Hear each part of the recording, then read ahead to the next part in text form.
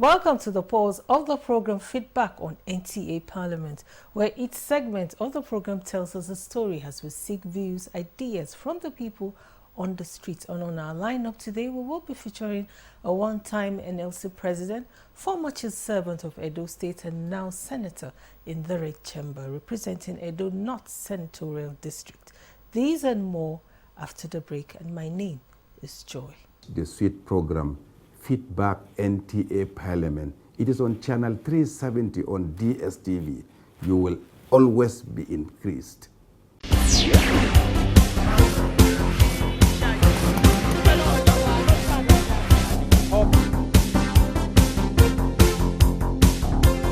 Without further ado, we begin the program with a feature on Internship and Unemployment Benefit Bill. Let's watch this. The Internship and Unemployment Benefit Bill is aimed to bridge the gap between education and employment while providing financial relief to those struggling to find work. The bill is believed it will pave a way for more robust and fair market. As the bill moves through the legislative process, its potential impact will be on millions of young Nigerians. We all lament the fact that we have a lot of graduates with paper, but without skill.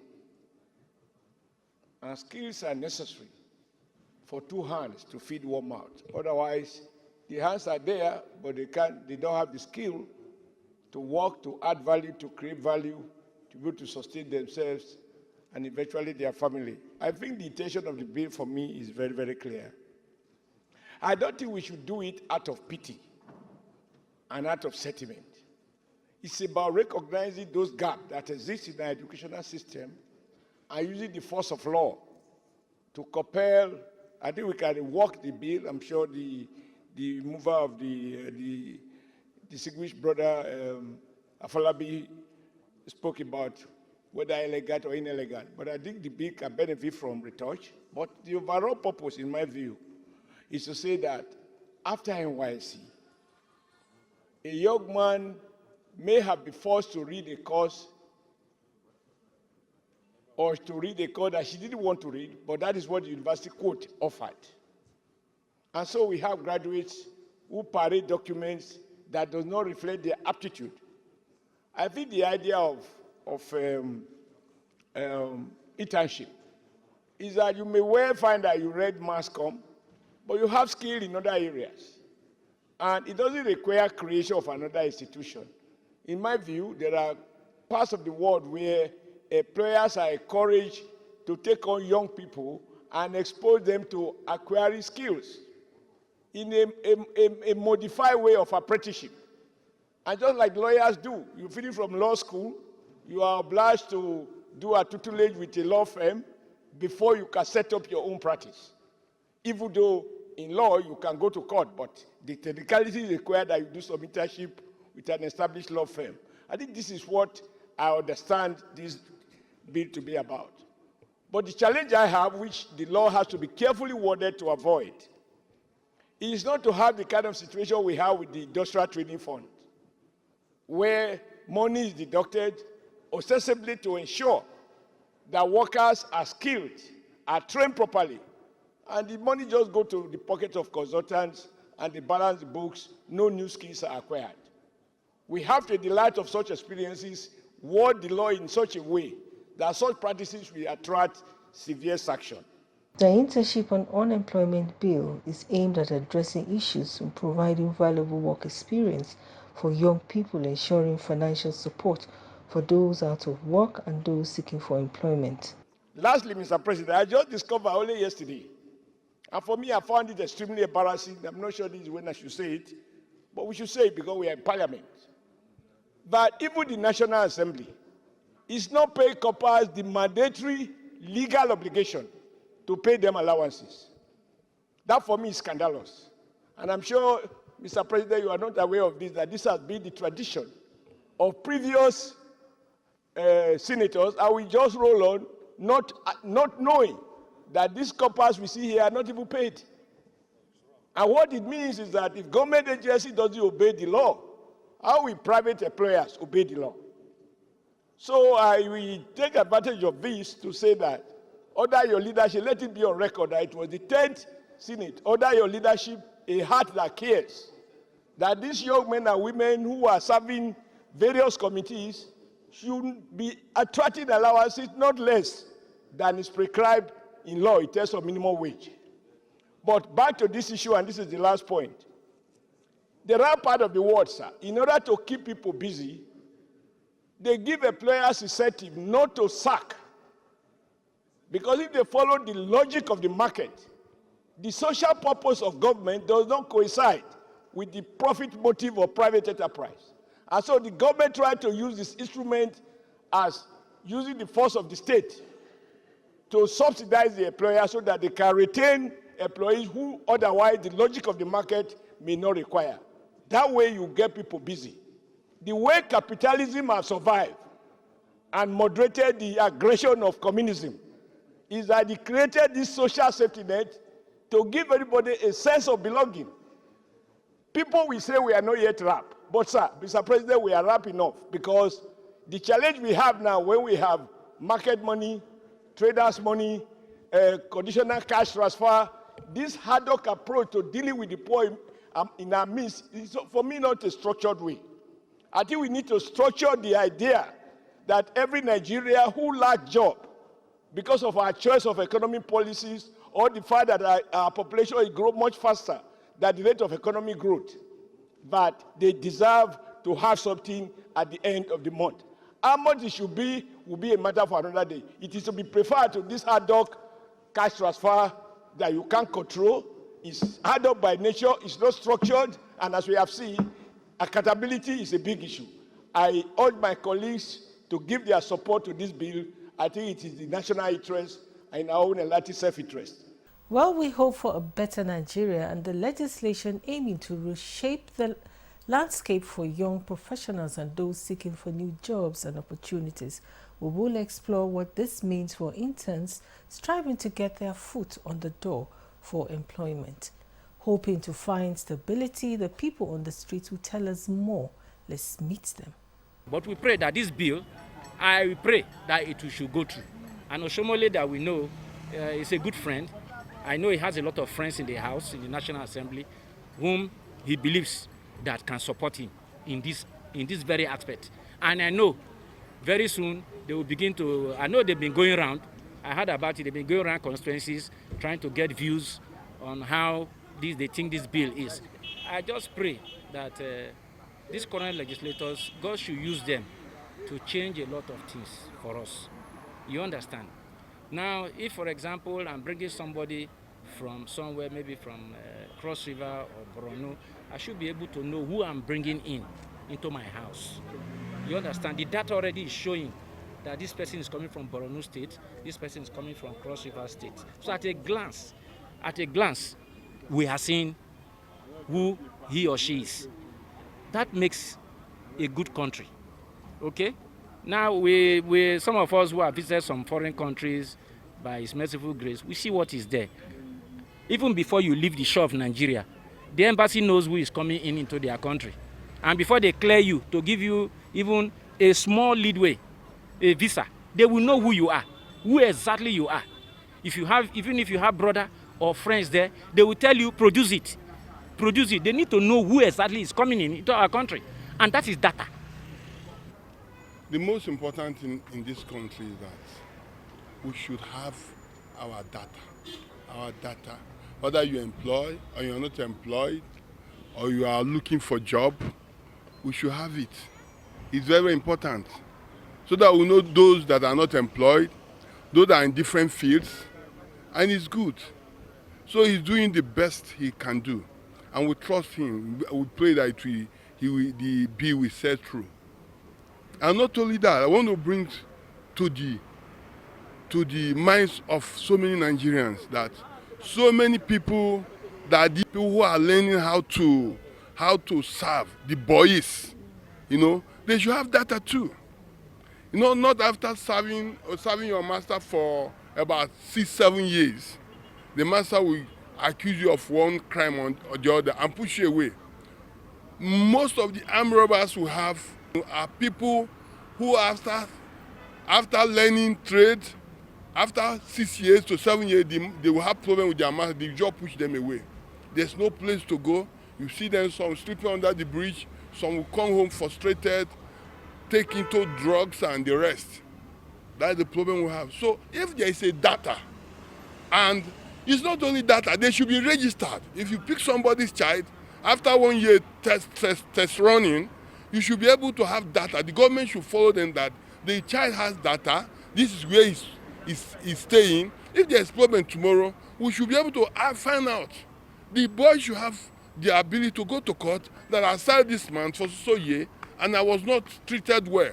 We should be able to have data and know that this person has served this person. Not a question of giving your child to that person to go and stay with the person. After 5, 6 years, you push the person away.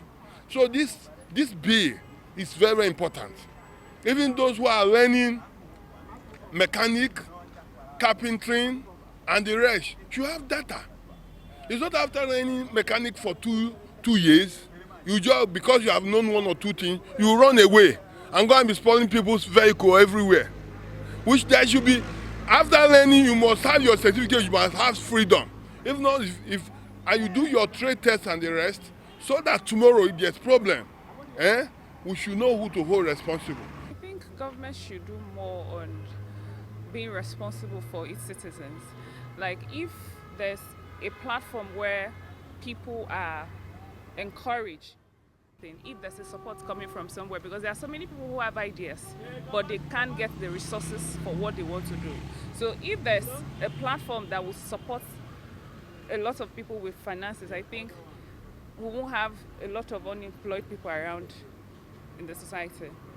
Yeah. Unemployment bill into existence, that will push a lot of unemployed people to have something to sustain them, and in a way take away crime a lot away from the society. Are not illiterate. They are learned people. They know what is good. Nobody will tell them to do what is good. We elect them because they are great men. They are men of integrity. They are distinguished. That name is just not an ordinary name. For you to be a distinguished, you need to distinguish yourself. If they create unemployment, then the unemployment will reduce. The crime will reduce. The whatever that is of bad report will reduce. The people have spoken. The Internship and Unemployment Bill is aimed at addressing issues, providing valuable work experience for young people, and ensuring financial support for those out of school and those seeking for employment. A break beckons, and we shall be back shortly.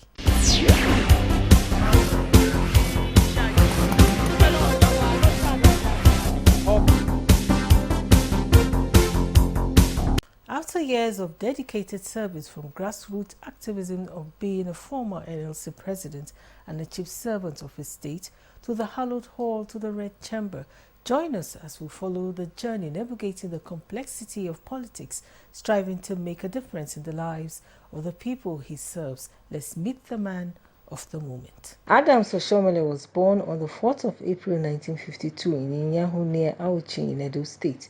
He is one of the most famous Nigerian politicians. He served the country as a labor leader. He later served as a governor of Edo State from 2008 to 2016. He became the APC national chairman at some point. His first wife, Clara, died in 2010 and he remarried again. He is blessed with children. He is presently the senator representing Edo North Senatorial District in the Red Chamber.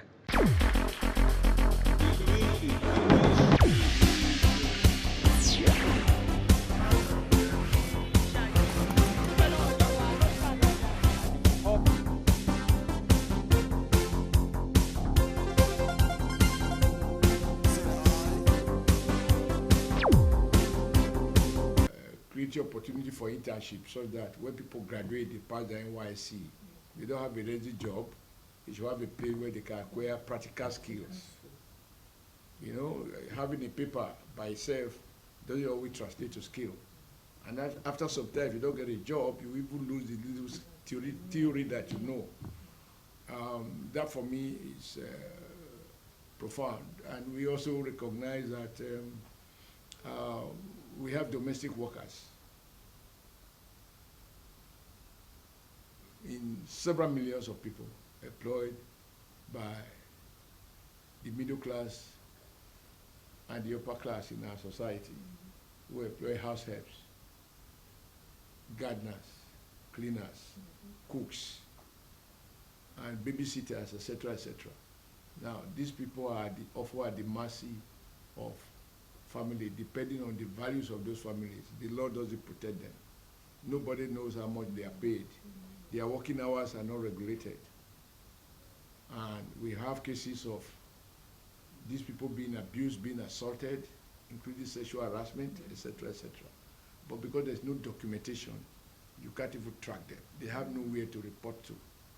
Now, madam can do anything and get away with it. Oga can do evil worse and get away with it, taking advantage of your poverty. And given the level of unemployment, you don't seem to have much choice. But in other jurisdictions, you know, the whole essence of law is to curtail the power of capital, including political power, from being misused against those who are powerless. The law must protect the weak. And that is the only way you can attain stability. And this thing should be justiciable. That when you appoint a domestic staff and you abuse his right or her right, he should be able to approach court. And there are still lawyers who cares about basic human rights, who can help on pro bono basis to take up such cases. Femi Falana, for example, only God knows the value in terms of naira and cope of cases he has handled, including when I was in NLC. And people like him defended me, otherwise I would have been covered. If I wasn't jailed by Obasanjo, it's because of people like Falana and Gani Fawahimi, Wole Olanipeku, when we were president of NBA, etc. They all offer pro bono services, you know, taking advantage of the separation of powers. I remember when the president did the broadcast, say I was running a parallel government, I was conducting myself like alternate president. That was charging me for treason. But he couldn't do more than that because the law doesn't allow him to put me in prison. They charged me to court as many times as he could, and lawyers as much as they could. They defended me, and collegial judges found me not guilty. Otherwise, I would be COVID, and people would argue whether I would be eligible to contest election if you are a COVID. So we passed that law today. We're second reading. I believe it's going to be passed to protect evil people who are employed as cooks, as drivers, as gardeners, just domestic staff basically. You know, we need to document them, we need to take their biometric. It's also good for the employers, for families, because many of us get a gate man. We call it our security guy. Actually, the more appropriate word should be gate man. How can you have a security guard who is not a boxer? He even look frail, he look underfed. All he does is to open the door and to close it. Can he really secure you if you come under armed attack? No, he cannot. Does he have the training? No. But even he himself chooses to rob you, and some of them do. Do you have any biometrics? Can you track him or her if he decides to run away? If he connive with outsiders to come and rob, and the fact is established, and he disappears or she disappears, you have no idea where he come from. Sometimes you employ a cook, you have no idea, you just say, I'm from Togo, I'm from Ghana, I'm from so part of the country. In the case of Nigeria, I won't mention the states. So, okay, so your parents, they did for so.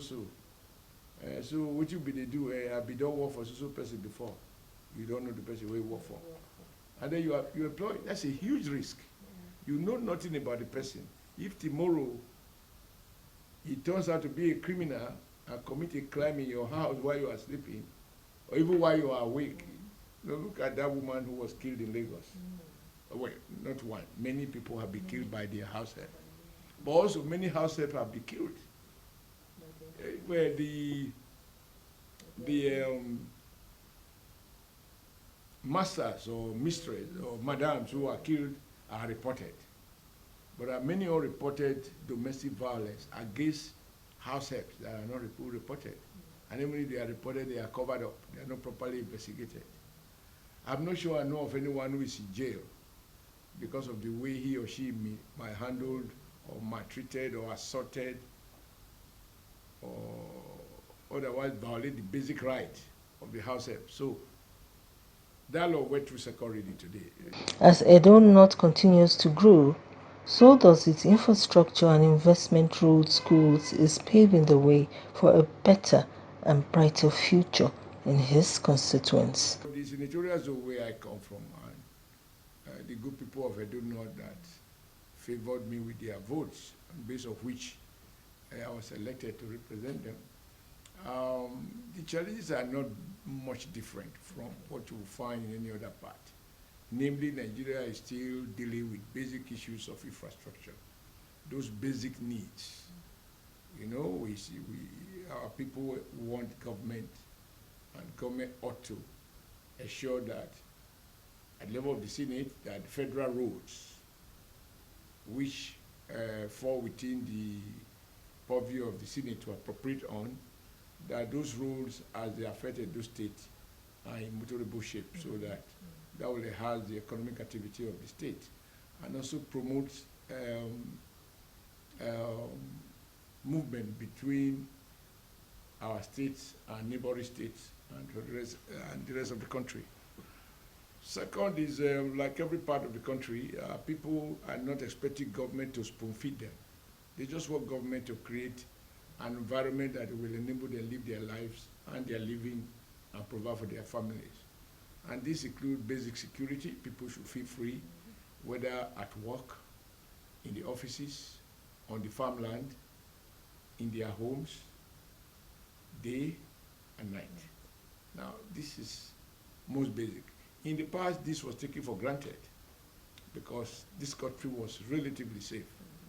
But it is no longer secret that we have some security challenges. And of course, there are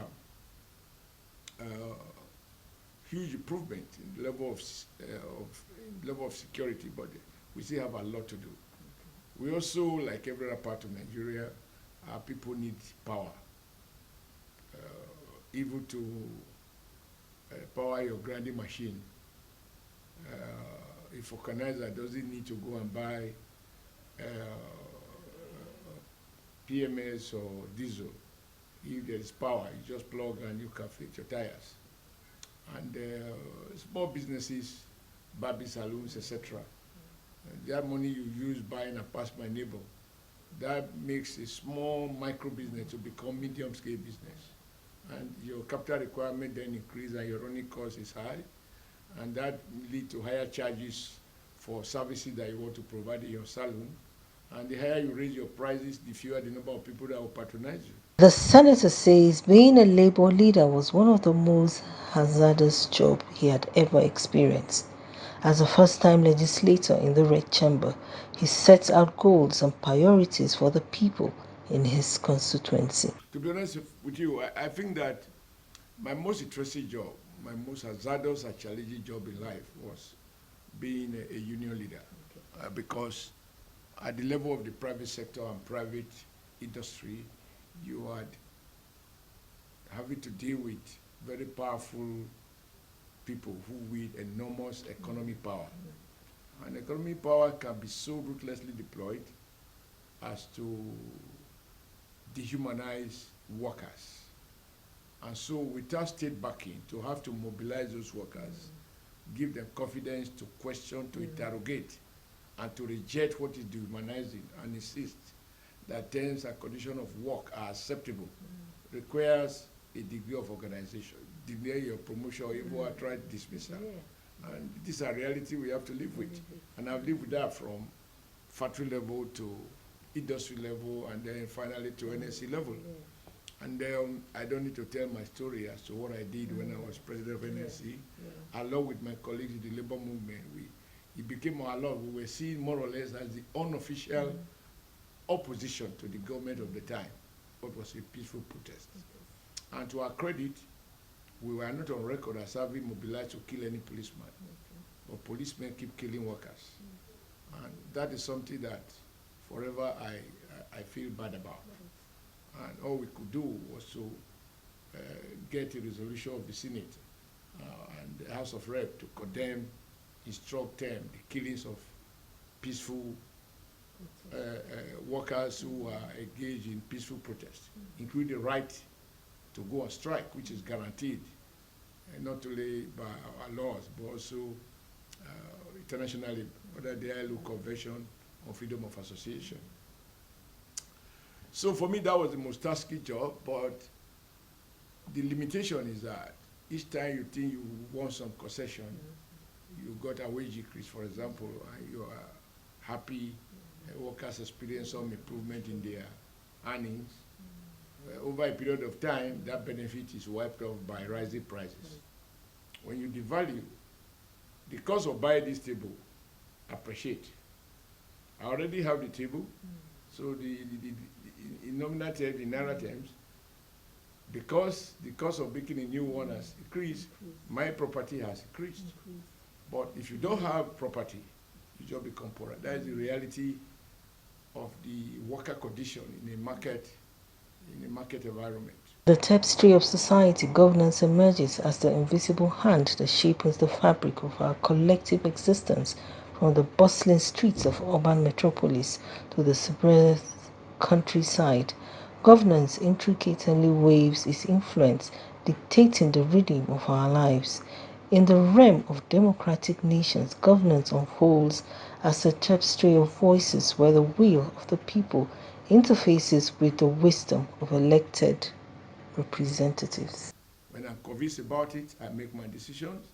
Where they require law, I persuade the House of Assembly. I convince them that this particular policy that require legal backing is in the interest of the people of the state. Once they pass the law, I have the power to execute. And that enabled me to do all of the things I did as a governor in the area of infrastructure. And it also allowed me to discriminate. Because I come from working class background, I choose to place more emphasis in terms of infrastructure on rural roads. And I said, and you can check it out, that to be rural is not to be inferior. And therefore, our rural roads, the specification was not to be less than the specification for road construction in urban cities, because the people are basically the same. And you are not going to achieve even development in the state if any community cannot be accessed by road. And when I say road, I mean good, durable road that you don't need to revisit in 30 years. And even development require that basic infrastructures are there for business people to locate businesses in any part of the state. And I also find that, you know, the elite of Nigeria, most of them come from very remote villages. But once they are able to cross those more bush parts to the city, they are trapped in the city, they have a beautiful car, they can't come home. Their mothers are sick, they can't send car to carry them. Those of them with weak value system, they just forget where they come from. But I found that when we build standard roads that leads to, people accuse me of building roads that leads to hamlets, that yesterday's hamlet become tomorrow's city. Because you find sons and daughters of the soil going home to build ultra-modern houses. And because the life in rural areas is more peaceful, it's more quiet, there's no pollution, right? They can escape from the noise of the city and go to the countryside and find that life is even better there. And depending on their level in the system, they can always have a weekly or monthly break to go and reconnect with their parents who are in the village, and they just find that life in the village is it can be as probably more peaceful than you have in the city. But in the Senate, you have 108 people to persuade, or at best a simple majority. the eyes must be in numbers. So you make your points, and you persuade and moderate what you want to make it acceptable to other people. You have to do negotiations, right? So you don't get anything as clean as you want it, because the way you want it is not how other people see it. In order for a piece of legislation to go to the National Assembly, it must take into account the sensitivities, cultural values and habits of different parts of the country. And so that leads to some moderation, which is not bad in itself. The real challenge, however, is that even when you have gotten that done, whether by way of a motion, you get the motion through the Senate, and you congratulate yourself for having brought to the floor of the Senate an issue, and it attracts national backing, and it is passed with the force of the Senate. Whether the executive implement is another thing, because those motions are not legally enforceable. Whereas as a governor, once you reach a conclusion in the state executive council, or even by yourself, you are convinced about anything, you get it done. So you have the executive capacity so to do. And then appropriation, we talk about constituency project, for example. This is what your people need to get this road done. But the national budget is limited. The allocation for you to address constituency needs are very, very limited. And that's why you find some people resorting to buy what I call quick wins, which is, for me, you take time carefully. Even if you have no food in the house, you will find different friends. Just selectively choose them. You will eat. But what they cannot do for you is to give you their home. They will vacate their bed for you to sleep because you are homeless. So what I would like to do ideally is to emphasize what I call empowerment is skilling. Nobody was born with any skill. Right? Even the dialect we speak is the one spoken to us by our parents. We're not born with any dialect. So if we ended up with different dialects, it's because our parents spoke those dialects. Some of us are Christian because our parents were Christians. Some of us are Muslim because our parents were Muslim. In most cases, a lot of the things that you acquire, your habit, your culture, everything, is not because you choose to. That is, you didn't know any better. So the environment and the tradition influences your upbringing, and you imbibe those values. But it is hard for one person to seek to impose his own on another. Right? So I would think, for example, in a door with Lucky, we talk with ourselves, as senator, and we said, the most important constituency project for Edo is to get the Bini, Auchi, Opela to Okene Road completed, because it's been on for almost 16 years. And sometimes people spend, for a journey of 1.5 hours in those days, from my place to Bini, about an hour and a half, at a point it would take you 6 hours, 7 hours. And so if you were carrying tomatoes from the farm to the market, before you get there, the tomato is wasted. That compound rural poverty. Because our people are peasant farmers, they produce these things. We have arable land. They don't have the skill for storage, but even if they do, the power is not there. And so you need to sell perishable goods within a certain period. So when you now get stuck in traffic, or the road is blocked, you just cry away all that you own. With an unwavering determination and commitment to progress, the senator puts a smile and a beacon of hope to his constituents, Edo North Senatorial District.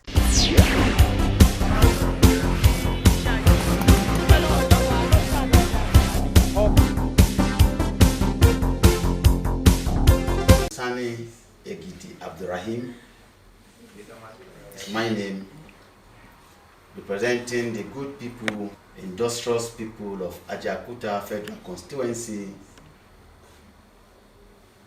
Kogi State. Please watch the program Feedback on NTA Parliament. Thank you for watching. Do keep a date with us again next time as we bring forth another legislator. See you next week, and my name is Joy.